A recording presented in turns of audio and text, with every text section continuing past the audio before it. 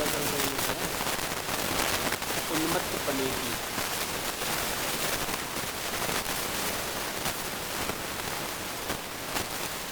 क्या केवल निवेश करने से ही उत्पादन मिल जाएगा?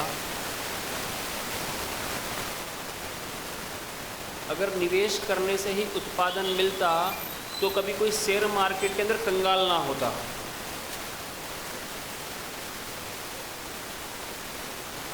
एमसीएक्स के अंदर कोई व्यक्ति चने नहीं बेचने लगता रोड पे खड़ा होकर।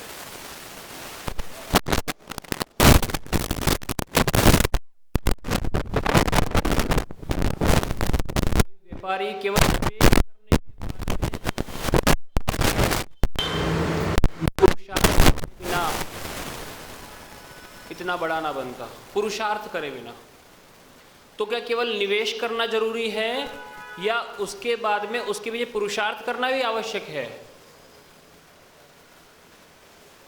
जिस व्यक्ति ने शेयर मार्केट के अंदर अपने आप को बर्बाद किया, उससे पूछना तो वो कहेगा मैंने बिना सोचे समझे ही निवेश कर दिया।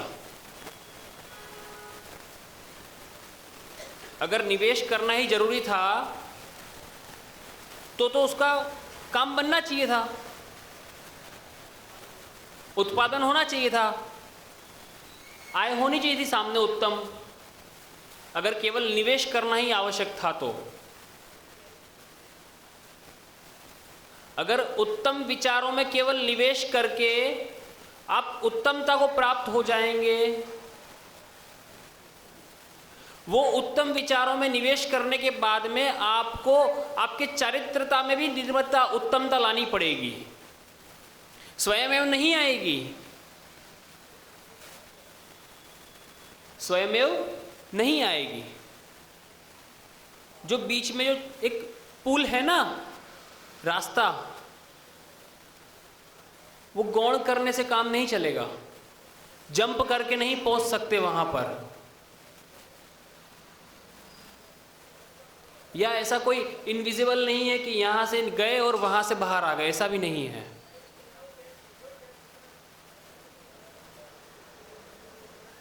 एक कथानक बताता हूं।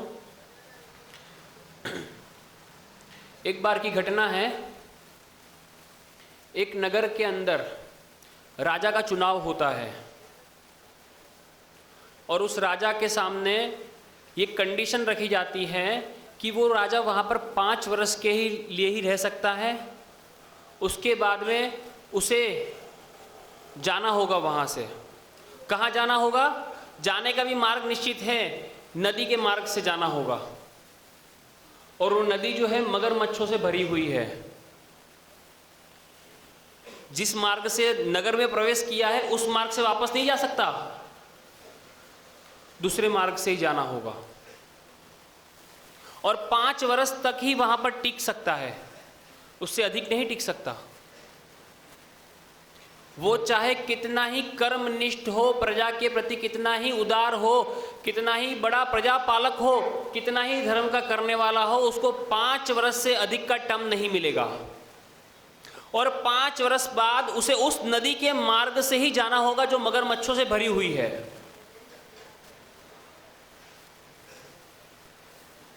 अब वो विचार करता है कि बोले देखते ही क्या होता है, क्योंकि पहले से ही गरीब था, अनाथ था। जो व्यक्ति ने फॉर्म भरा था राजा बनने के लिए वो पहले से ही गरीब और अनाथ था। तो बोले 5 वर्ष तो कम से कम अच्छे से बीतेंगे, फिर बाद में देखेंगे, जीत गए तो बाद में देखेंगे क्या होता है। अब वो बाय चांस जीत भी जाता है और राजा भी बन जाता है नगर का। गरीब था, अनाथ था, तो वो समझता है गरीब और अनाथों की पीड़ा क्या होती है। तो एक प्रजा पालक के रूप में, एक राजा के रूप में उत्कृष्टता के साथ में उत्पन्न हुआ। लोगों को खूब उससे स्नेह हो गया, प्रेम हो गया, मोह हो गया, कुछ भी कह लो आप उससे। जब उसके 5 वर्ष पूरे हुए तो प्रजा ने निवेदन किया, जो कमेटी थी, इलेक्शन बोर्ड था, जो चुनाव आयोग था, उससे निवेदन किया कि या तो इस राजा को इसके जीवन पर्यंत यहाँ रहने दिया जाए, या तो इसको जिस मार्ग से आया उस मार्ग पर वापस लौटा दिया जाए। इसे उस मगरमच्छ से भरे वाले मार्ग पर क्यों भेजा जाता है? तो चुनाव आयोग ने कहा कि यहाँ का नियम है और नियम को कोई तोड़ नहीं सकता, उसी मार्ग से जाना होगा। तो सबकी आंखों में आंसू थे कि बोले जाना तो इसको पड़ेगा ही। तो सब लोग देखते हैं कि उसने नदी के पास में एक बहुत बड़ा पर्दा लगाया हुआ है। सब विचार करते हैं, बोले ये क्या, बोले मजाक है, बोले एक तो दुख की घड़ी है, मगरमच्छ से भरी हुई नदी के अंदर जाना है और पर्दा लगा के बोले अब हंसी मजाक उड़ा रहे बोले उसका। तो वो राजा कहता है कि मैंने कुछ निर्माण करवाया है। बोले क्या निर्माण करवाया है? जब वो पर्दा हटाते हैं तो लोग देखते हैं कि उसने एक पुल का निर्माण किया है जो नदी के इस छोर से उस छोर पे ले जाकर उसको छोड़ देगी। उसे कोई मगरमच्छ उसको हानि नहीं पहुंचा पाएगा और वो बिल्कुल ठीक प्रकार से जैसा यहां से चलेगा वहां पहुंच जाएगा। तो इसको कहेंगे कि निवेश करके उत्तम जगह पर निवेश कर कर उत्तम प्रकार से पुरुषार्थ कर कर उत्तम फल की प्राप्ति की, या केवल निवेश कर कर फल की प्राप्ति कर दी। तो क्या केवल निवेश करने से फल की प्राप्ति होगी या निवेश करने के बाद उसके अंदर उत्तम प्रकार से प्रयास करना पड़ेगा तब फल की प्राप्ति होगी? यही स्थिति हमारी है। हमें ये आयुष्य मिला है, निश्चित है इस आयु के पूर्ण होने के बाद में शरीर को छोड़ना है और चारों गति के भ्रमण में जाके भटकना है। तो इस जन्म में नियम संयम लेने की अगर शक्ति है, क्षमता है, जैन धर्म में जन्म ले लिया है, तो एक ऐसा पुल तैयार कर लिया जाए जो हमें इस संसार से पार कर दे। वरना वो जो मगरमच्छ से भरी हुई नदी जो है यानी कि संसार है उसके अंदर भटकना पड़ेगा और वो मगरमच्छ आपके चिथड़े चिथड़े कर देंगे। नियम है, निश्चित है, ये तो छोड़ेंगे नहीं।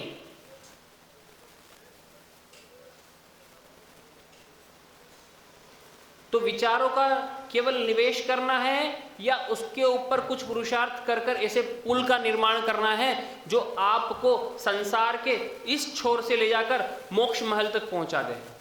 हाँ, मैं मानता हूं कि अभी पंचम काल का समय है, यहाँ पर डायरेक्ट मोक्ष नहीं जा सकते, लेकिन कुछ ऐसा पुरुषार्थ तो कर सकते हैं अपने जीवन में जो आपको वो नदी में ना डूबने दे, जो आपको उस नदी में ना डूबने दे, भटकने ना दे।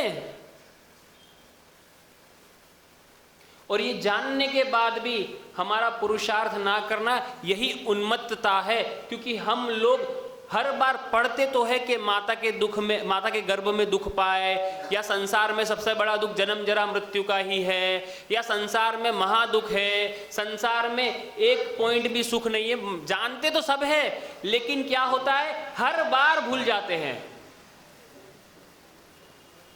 माँ के गर्भ में आते हैं, हर बार प्रार्थना करते बस अब की बार तो बाहर निकलूंगा और तेरा ही नाम जपूंगा, और बाहर निकलने के बाद में भूल जाते हैं। क्यों? क्योंकि बाहर आके वो जो सुखाभास होता है ना, उसके अंदर सब कुछ बस भूल जाते, विसर जाते हैं हम लोग। और यही तो उन्मत्तपना है। जैसे पागल व्यक्ति को कुछ याद नहीं रहता, या शराब के नशे में जो चूर होता है उसको याद नहीं रहता कि मैंने क्या किया था, वैसे ही उन्मत्त को याद नहीं रहता। तो आप लोग भूल जाते हैं कि पिछली गतियों में कितना दुख भुगत के आए हैं। यही तो उन्मत्तता है। हम भी भूल जाते हैं किस प्रकार से। हमसे किसी ने कहा कि महाराज जी आपको केस क्लोज करते हुए दर्द नहीं होता। मैंने कहा पिछली बार हुआ होगा, अब काहे को याद करें, जब फिर होगा तो देख लेंगे। बोले ऐसा कैसा? मैंने कहा नरक में तो भी दुख भोग के आए हैं, तिर्यंचों में भी, निगोद में भी तो दुख भोग के आए हैं, वो याद थोड़ी है अभी तक। तो केस क्लोज का दर्द क्यों याद रखे? मां के गर्भ में कितने दुख हो गए वो याद नहीं रखे, तो ये केस क्लोज का दर्द क्यों याद रखे? तो अपने विचारों का उत्तम स्थान पे निवेश किया, लेकिन उसके बाद में पुरुषार्थ भी किया, तब तो उत्पन्न हुआ कुछ उत्तम। उत्तम उत्पन्न करना तो केवल निवेश करके उत्तम उत्पन्न नहीं हो गया, या कुछ भी निवेश किए बिना उत्पन्न नहीं हुआ, लेकिन निवेश करने के बाद भी पुरुषार्थ करना पड़ेगा। अगर खेडूत यानी कि किसान, गुजराती में खेडूत कहते हैं, वो किसान अगर बीज बोने के बाद में अगर उसके अंदर पुरुषार्थ ना करे, खाद ना दे, पानी ना दे, उचित व्यवस्था ना करे, बाढ़ ना लगाए, तो क्या उसकी फसल निकल आएगी? उत्तम उत्पत्ति हो जाएगी उसको? पहले तो उसने निवेश नहीं किया, चलो वो तो मान सकते हैं, लेकिन निवेश करने के बाद भी उसने पुरुषार्थ नहीं किया वहां पे, तो उत्तम उत्पत्ति कैसे होगी? बताया मुझे। आपको अगर उत्तम उत्पत्ति करनी है तो उत्तम निवेश करना पड़ेगा, उसके बाद में उत्तम पुरुषार्थ भी करना पड़ेगा। उत्तम पुस्तकों को तो पढ़ रहे हैं, उत्तम शास्त्रों का अध्ययन तो कर रहे हैं, लेकिन उत्तम चारित्र की तरफ ध्यान ही नहीं जाता हमारा।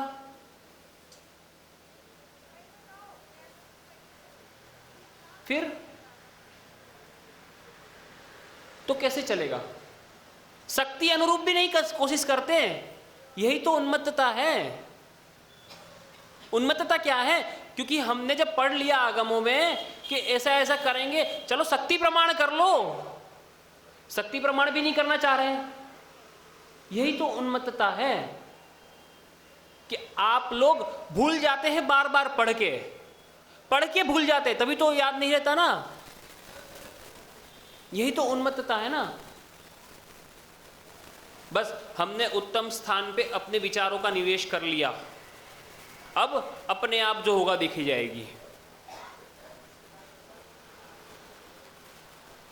विचार करें क्या स्थिति है हमारे सामने। केवल निवेश करने से नहीं, पुरुषार्थ करना होगा, तभी उत्तम फल की प्राप्ति होगी, वरना तो वहीं पर अटके रहेंगे। अगर वो राजा 5 वर्ष मौज मार लेता या अपना दिमाग चला के पुल का निर्माण नहीं करता, पुरुषार्थ नहीं करता, तब अब उसके पुल निर्माण करने के बाद में अब किसी भी राजा को भय नहीं रहा, भाई 5 वर्ष बाद जाना है चले जाएंगे। तो हमारे तीर्थंकर हमारे लिए पुल का निर्माण करके चले गए, आगे अनंत सिद्ध भगवान हो गए, वो सब हमारे लिए पुल का निर्माण करके चले गए। लेकिन अब चलना ही नहीं, हमें तो भैया डूबना ही है। तो फिर क्यों? क्योंकि पुल का रास्ता थोड़ा सा लंबा होता है ना, और नदी के अंदर कुछ नहीं, घुस गए सीधा, अब जो होगा देखी जाएगी। कई लोग सोचे मगरमच्छ के ऊपर बैठ के सवारी करके पहुंच जाएंगे। बंदर वाली कहानी आ रही थी ना, मगरमच्छ के साथ दोस्ती हो गई थी, हम भी दोस्ती कर लेंगे मगरमच्छ के साथ में, और सवारी करके बस वो हमें इस पार से उस पार पहुंचा देगा। यही कुछ विचार दिमाग में चलते होंगे सब लोगों के, तभी तो पुरुषार्थ नहीं कर रहे ना, ग्रहण करने का प्रयास नहीं कर रहे। निवेश तो कर रहे, पर ग्रहण करने के लिए पुरुषार्थ करना है, वो पुरुषार्थ ही नहीं कर रहे। और हमने पुरुषार्थ को ही गौण कर दिया है, पुरुषार्थ को ही गौण कर दिया है। निवेश करते रहो बस। कहां पे? जिनवाणी में। पर वास्तविकता में जिनवाणी को पढ़ने से तो सम्यक दर्शन हो सकता है, पर उसको पढ़ने के बाद पुरुषार्थ भी करना पड़ेगा, तभी सम्यक दर्शन होगा।